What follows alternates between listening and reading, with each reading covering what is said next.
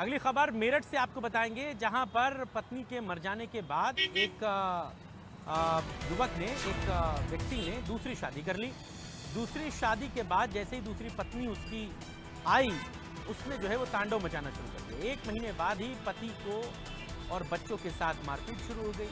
अब वो अपने पति को नीले ड्रम की धमकी दे रही है।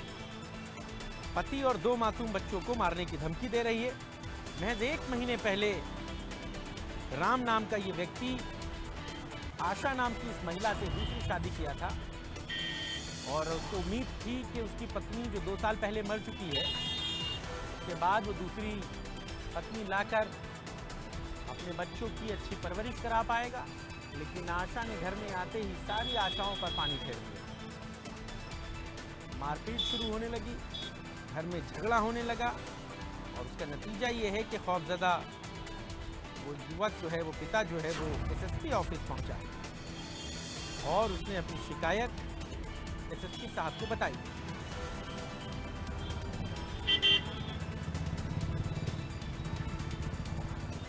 तो मेरठ से ये खबर आपको हम बता रहे हैं, जहां पर दूसरी शादी करना युवक के लिए जी का जंजाल बन गया।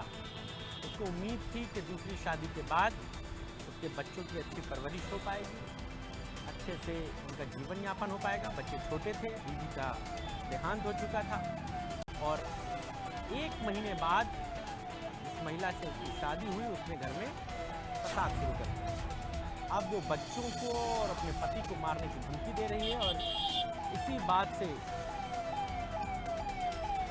डर कर तो युवक ने पुलिस को शिकायत की है। एसएसपी से उसने मुलाकात।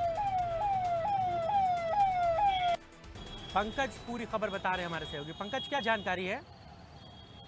जी बिल्कुल, एक प्रतापपुर का युवक आज जो है एसएसपी ऑफिस पहुंचा था और उसने अपनी दूसरी पत्नी से अपने आप को खतरा बताया था। उसका कहना था, जो मेरी पहली पत्नी है उसकी 2 साल पहले जो है मौत हो गई थी और अब उसके बाद मैंने 1 महीने पहले जो है शादी की है और शादी करने के बाद जो नई पत्नी है वो ना ही मेरे बच्चों को रखना चाहती है और ना ही जो मेरे माता पिता है उन्हें रखना चाहती है और मुझे भी उससे जान का खतरा है। तमाम सारी चीज़ें जो है एसएसपी को उसने बताया और उसका कहना था, जिस तरह से वो कहती है कि यहाँ पर मुस्कान की ने जिस तरह सौरभ की हत्या की थी और रबीता ने जैसे सांप से अपने पति को डसवाया और उसका गला जो है दबा दिया, तो इन तमाम चीज़ों को लेकर उसके द्वारा धमकी दी जाती है। तो इसी चीज़ को लेकर आज उसने शिकायत की है और एसएसपी से गुहार लगाई है कि उसकी जान को खतरा है और उसकी पत्नी को उससे बचाया जाए। जी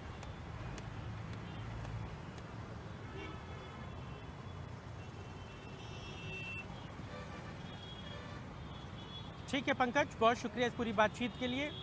आप नज़र बना रखिए खबर पर, आगे जो अपडेट्स होंगे फिर लौटेंगे आपसे।